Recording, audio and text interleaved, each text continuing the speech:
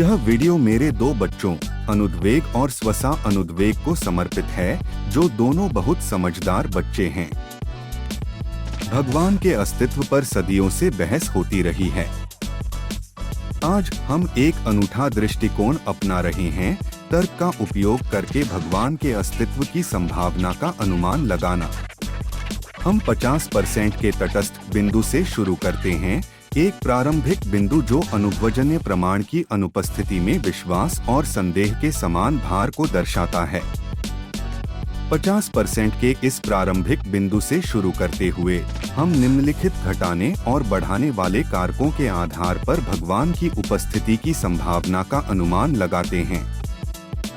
पहला विचार करने योग्य बिंदु है बुराई और अन्याय की समस्या। विस्तृत और सर्वव्यापी दुख, विशेष रूप से अनजाने और अन्यायपूर्ण दर्द और यातना के प्रकरण मानव के हृदय को निराशा से भर देते हैं और उसे महसूस होता है कि भगवान का अस्तित्व नहीं हो सकता। इस प्रकार इस गंभीर अन्याय की संभावना भगवान के अस्तित्व की संभावना को 20 से 30% तक कम कर देती है, जिससे हमारी नई सीमा 20 से 30% हो जाती है। दूसरा विचारणीय बिंदु है धार्मिक ग्रंथों की गहराई। इन ग्रंथों में निहित अत्याधुनिक ज्ञान और खगोल शास्त्र और भूगोल जैसी कई चीजों के बारे में आश्चर्यजनक सटीकता इस ओर इशारा करती है कि इनका स्रोत कोई महाशक्ति है। इन ग्रंथों में कई बातें दी गई हैं जो उस युग और समय में मानव ज्ञान की सीमाओं से परे होनी चाहिए थीं। यह सब मिलकर भगवान के अस्तित्व की संभावना को 5 से 10% तक बढ़ा देता है, जिससे हमारा अनुमान 25 से 40% हो जाता है। तृतीय कारक भगवान की अवधारणा का वैज्ञानिक नियमों के साथ विरोधाभास। भगवान को अक्सर सर्वशक्तिमान माना जाता है, जो ब्रह्मांड के व्यापक कार्यों में सक्रिय रूप से शामिल होते हैं। लेकिन इन दिव्य गतिविधियों के पैमाने के लिए अत्यधिक ऊर्जा की आवश्यकता होती है।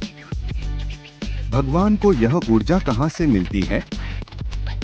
आत्माओं के लिए जीवन के बाद के अस्तित्व, जो भगवान में विश्वास से गहराई से जुड़ा है, इसी तरह के प्रश्न उठाते हैं। ऊर्जा के बिना आत्माएं कैसे जीवित रहती हैं? वे कैसे गति करती हैं और किस गति से? इन मौलिक प्रश्नों के संतोषजनक उत्तर नहीं मिलते। इसलिए विज्ञान और तर्क महत्वपूर्ण बाधाएं प्रस्तुत करते हैं। भगवान की अवधारणा विशेष रूप से ऊर्जा बचाने के वैज्ञानिक नियमों के साथ टकराती हुई लगती है। यह कारक हमारे अनुमान को 10 से 15% तक कम कर देता है, जिससे नई सीमा 15 से 25% हो जाती है। चतुर्थ कारक जीवन की दुर्लभता। जीवन की दुर्लभता और इसके लिए आवश्यक सटीक परिस्थितियां दिव्य हस्तक्षेप की संभावना का सुझाव देती हैं, जिससे संभावना 5 से 10% तक बढ़ जाती है और हम 20 से 35% तक पहुंच जाते हैं। पंचम कारक धार्मिक संस्थान और धार्मिक संघर्ष। धार्मिक संस्थान, जो हमें दिव्यता की ओर मार्गदर्शन करने के लिए बने हैं, अक्सर गहरे भ्रष्टाचार और बुराई से भरे होते हैं। दुर्व्यवहार, भ्रष्टाचार और शोषण से जुड़े घोटाले बहुत आम हैं। लेकिन नुकसान यहीं नहीं रुकता। इतिहास विभिन्न विश्वासों के अनुयायियों के बीच संघर्षों से भरा हुआ है। युद्ध, उत्पीड़न और आतंकवाद सभी धार्मिक असहिष्णुता से प्रेरित हैं। इन संघर्षों ने अत्यधिक मानवीय पीड़ा और दुख पैदा किया है। यह सब भगवान के अस्तित्व की संभावना को 15 से 20% तक कम कर देता है, जिससे नई सीमा 5 से 15% हो जाती है। षष्ठ कारक धार्मिक कहानियों की अतुलनीय समृद्धि। धार्मिक कहानियों की समृद्धि और गहनता को केवल कल्पना मानकर नकारना मुश्किल है। ये कहानियां न केवल हमारी सांस्कृतिक धरोहर हैं, बल्कि उनमें छिपे गूढ़ अर्थ और प्रतीकात्मकता भी अद्वितीय हैं।